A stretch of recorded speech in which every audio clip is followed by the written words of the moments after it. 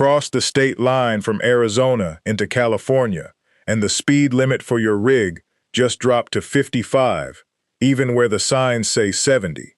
Let your diesel idle for 6 minutes at a Sacramento truck stop, and you've earned yourself a $300 ticket. And haul one load into New York without the right tax decal on your door, and the scale house will want a word about every mile you've already driven. None of these are federal rules. They're state laws. They change every time you cross a border, and nobody mails you a memo when they do. Today we're going through 20 state laws that catch working drivers every single day, and then 5 mistakes at the end that can turn into $10,000 problems. And fair warning, number 20 is the one that still trips up drivers with 30 years behind the wheel. The interstate system looks the same from Maine to San Diego, and that's exactly the trap. The pavement is federal, but almost everything that happens on it is governed by 50 different legislatures, plus counties, plus towns with 1 traffic light and 1 very motivated police officer. So let's get into it. Number 1. California's split speed limit. Any truck pulling a trailer in California is capped at 55 miles per hour statewide, no matter what the posted limit says for cars. Interstate 5 through the Central Valley is posted at 70, and the Highway Patrol runs radar out there specifically for trucks cruising at 63. It feels painfully slow, and it is, but a speeding conviction in a commercial vehicle follows your record, your insurance rate, and your next job application. Drivers coming down from Oregon get burned constantly because Oregon raised its truck limits years ago and California never budged. The state has studied raising it more than once, and every study dies in committee. So the 55 stands. The four-wheelers blow past you at 80, and the radar gun only cares about the vehicles with a trailer behind them. Number 2. Left lane bans. Georgia, Illinois, New Jersey, and a long list of other states prohibit trucks from the far left lane on highways with 3 or more lanes. California goes further and restricts trucks to the right 2 lanes on most of its freeways. The problem is the signage. On the Atlanta perimeter, Interstate 285, the truck lane restriction signs are small, mounted high, and easy to miss in 6 lanes of traffic. Georgia troopers write those tickets all day long, and they carry points. Number 3. Colorado's chain law starts September 1st. Not December, September. From September 1st through May 31st, every commercial vehicle running Interstate 70 through the mountains between Dotsero and Morrison must carry chains, even when the pavement is bone dry and it's 70 degrees in Denver. Getting caught without chains in the truck is a fine with surcharges. Getting stuck on Vail Pass and blocking traffic without chains pushes the penalty past $1,000, and you'll wear the horn blasts of 200 stranded four-wheelers as a bonus. Colorado also runs a stricter Code 17 requirement when conditions turn, where chains actually go on the drive tires, not just ride in the side box. The state posts the status on overhead signs, and claiming you didn't see them has never once worked on a Colorado trooper parked at the Eisenhower Tunnel. Number 4. Washington has its own version. From roughly November 1st through the end of March, trucks crossing passes like Snoqualmie on Interstate 90 have to carry a minimum number of chains based on axle configuration, and the state publishes exactly how many your setup requires. Troopers at the chain-up areas do count them. A dry Seattle morning means nothing, because the summit can be a whiteout 90 minutes later, and the pass closes behind whoever spun out without iron. Number 5. Frost laws. Every spring, Michigan, Minnesota, Wisconsin, and the Dakotas cut legal axle weights on huge stretches of state and county roads, sometimes by 35%, because the thawing roadbed turns soft underneath the asphalt. The brutal part is that a load that was perfectly legal in February becomes an overweight violation in March on the exact same road. The restriction dates shift with the weather each year, county by county, and enforcement doesn't care whether your dispatcher knew.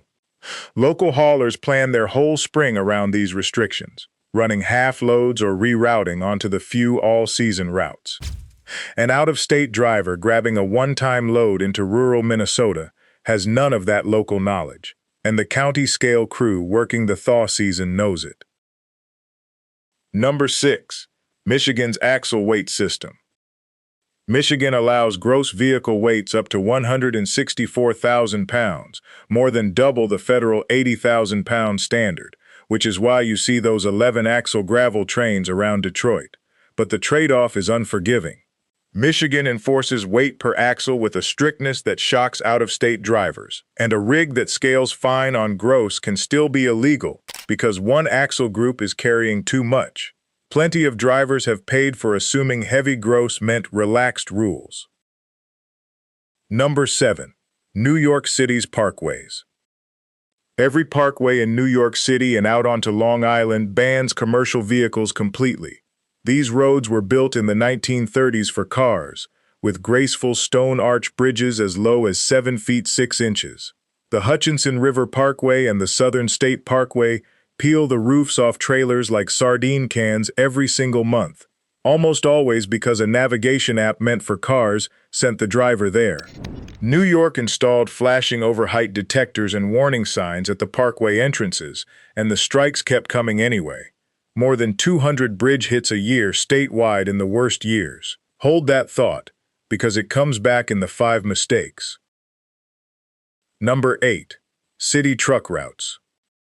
Chicago, Los Angeles, Houston, and hundreds of smaller cities legally require trucks to stay on designated truck routes unless making a local delivery. In Chicago, straying off the route network is a ticket per violation, and residential neighborhoods post 5-ton limits precisely so they can write those tickets. The route maps exist, buried on city websites, and the burden of knowing them sits entirely on the driver. Number 9. Idling limits. California caps commercial idling at 5 minutes, with a $300 minimum fine, and its Air Resources Board can escalate penalties dramatically for repeat offenders. New Jersey allows 3 minutes, Massachusetts, 5. Some cities are tighter than their own states.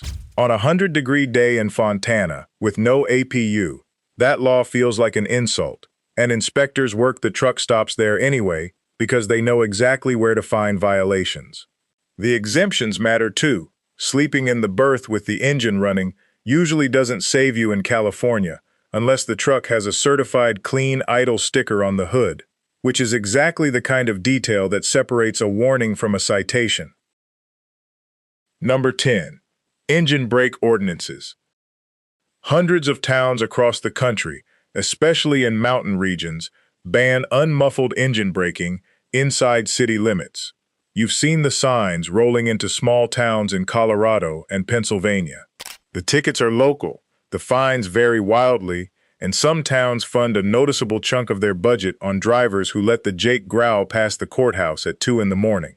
A properly muffled brake is usually legal, but proving yours qualifies happens roadside, at the officer's discretion.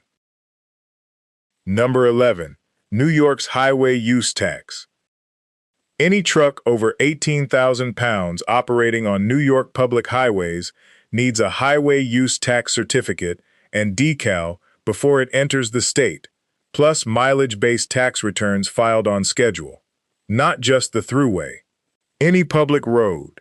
Owner-operators taking their first load into the Northeast discover this at a scale house in Binghamton, and operating without the credential means fines and a very uncomfortable conversation about every mile already driven. The registration itself costs almost nothing. That's the part that stings. The state isn't after the fee, it's after the mileage records. And once you're in the system, New York expects a return every quarter, whether you ran 1 load through Buffalo or 100. Number 12. And New York isn't alone. Kentucky charges its KYU weight distance tax on trucks over 59,999 pounds. New Mexico charges a weight distance tax on vehicles over 26,000 pounds. Oregon skips diesel tax at the pump entirely and instead charges a weight mile tax on every commercial mile driven in the state. 4 states, 4 separate registrations, 4 separate filing calendars.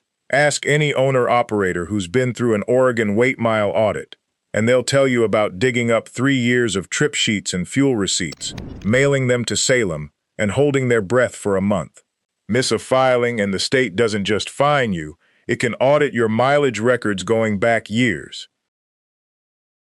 Number 13. Connecticut joined the club in January of 2023 with its highway use fee on trucks of 26,000 pounds and up, charged per mile on a sliding scale by weight, with monthly returns. It's the newest law on this list, and that's exactly why it catches people. Drivers who learned the Northeast 20 years ago have no reason to suspect that Little Connecticut, a state you can cross in under 2 hours, now wants a mileage return for the privilege. Number 14. Move over laws. All 50 states have one, and that's where the similarity ends. Some states only cover police, fire, and ambulance. Others include tow trucks, utility crews, highway workers, and in a growing number of states, any disabled vehicle sitting on the shoulder with its flashers on. Fines range from around $100 to well over $1,000 depending on the state. And in a commercial vehicle, a conviction can land as a serious violation against your CDL. The law you learned at home is not the law 2 states over. And these laws exist for a reason drivers understand better than anyone, because a shoulder on a dark interstate is one of the deadliest places in this industry. For the officer standing there and for the driver walking around a blown steer tire. If this list is already saving you a ticket or two, do me a favor and hit subscribe. This channel covers the rules, the money, and the history of trucking every week, made for drivers who've actually lived it. Number 15. Wipers on, headlights on. Roughly 20 states, including Virginia, North Carolina, and Alabama, legally require headlights anytime your windshield wipers are running.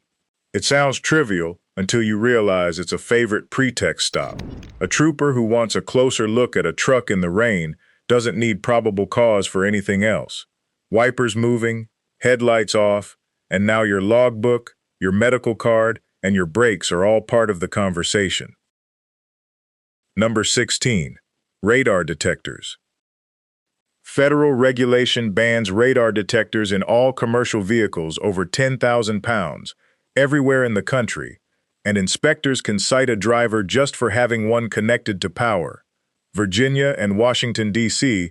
go further and ban them for every vehicle on the road. That detector riding along from your four-wheeler days isn't a gray area in the truck. It's a written violation waiting for the first Level 2 inspection that spots the cord. Number 17. California's Border Protection Stations. 16 agricultural inspection stations guard the highways into California, and when they're open, trucks are required to stop. They're looking for gypsy moths, fire ants, and uncertified produce, and yes, they will climb into a trailer over a pallet of oranges.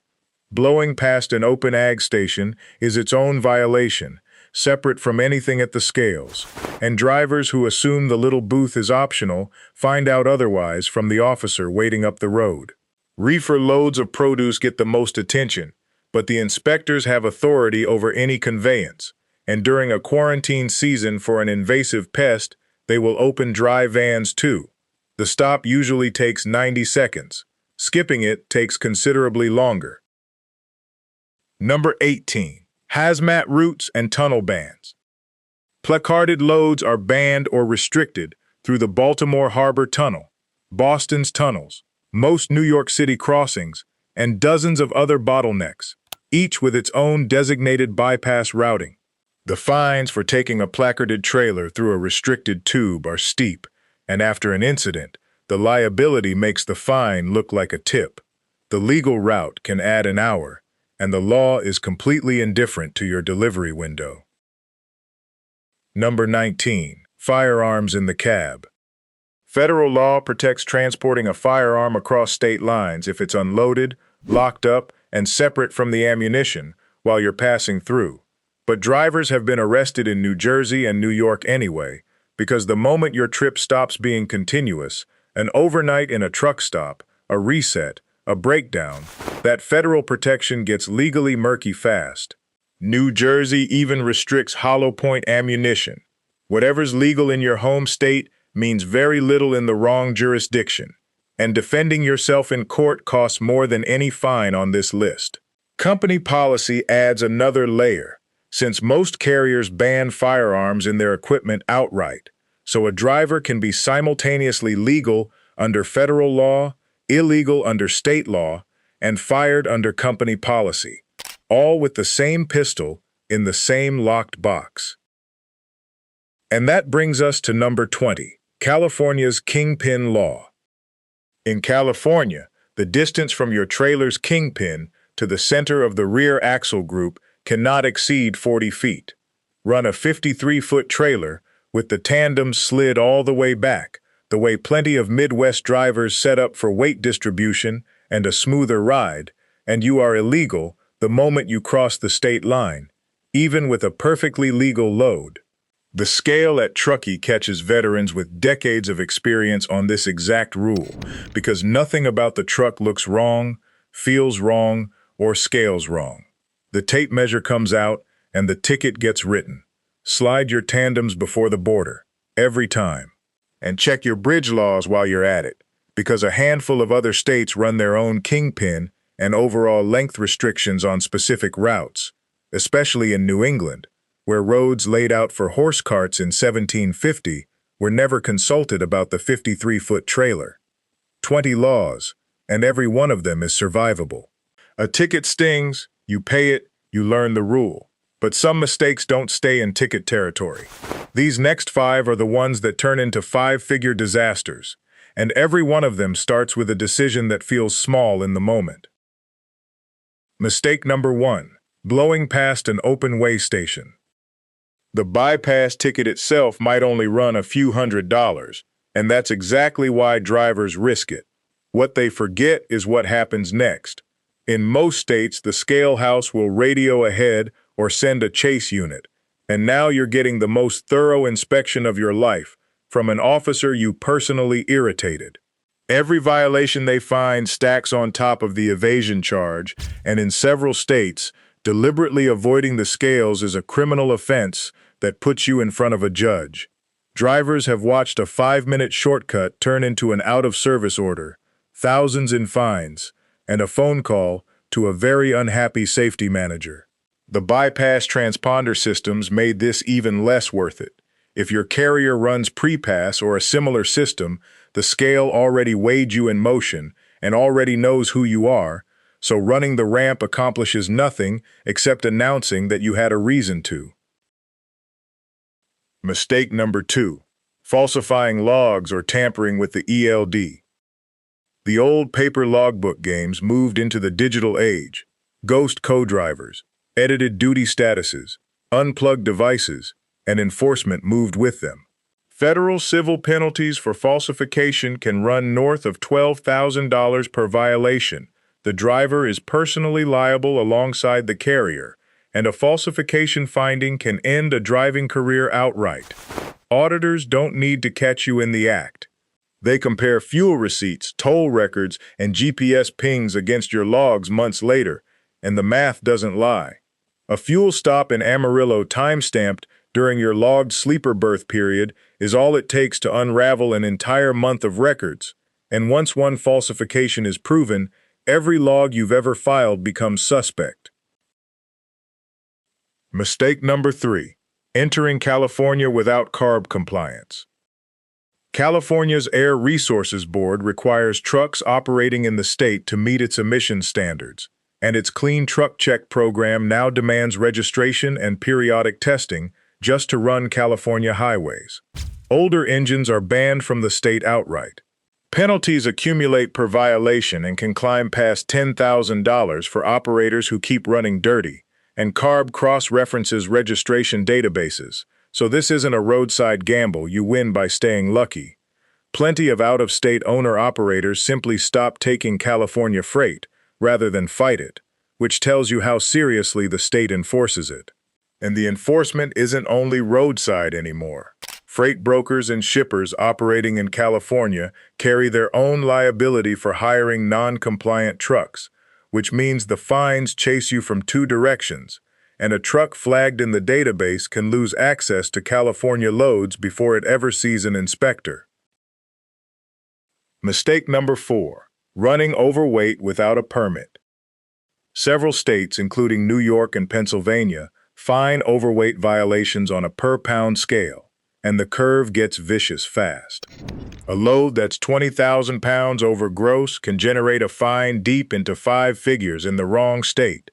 And if you're also violating the federal bridge formula across your axle groups, the counts multiply.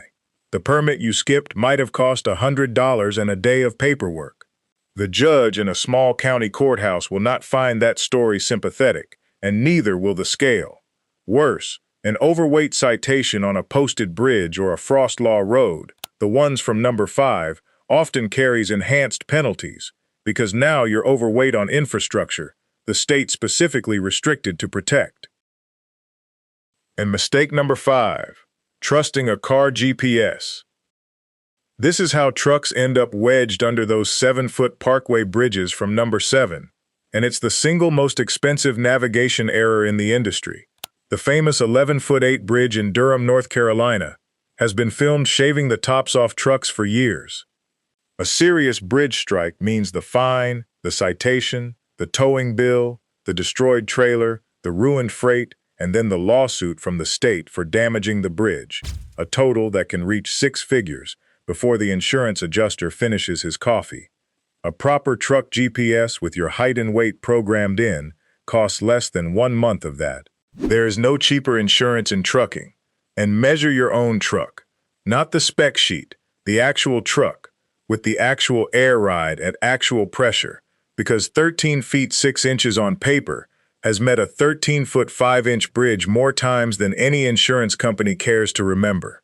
So, that's the full picture. 20 state laws that change under your wheels at every border, and 5 mistakes that separate an annoying ticket from a career-altering fine. The pattern behind all 25 is the same one. The road looks identical from state to state, but the rule book never is. And the drivers who last 40 years are the ones who treat every state line like a new set of rules. Because legally, that's exactly what it is. If you want to see how deep this goes, there's a video on your screen right now about the trucking regulations that quietly reshape the entire industry. Click it, and I'll see you there.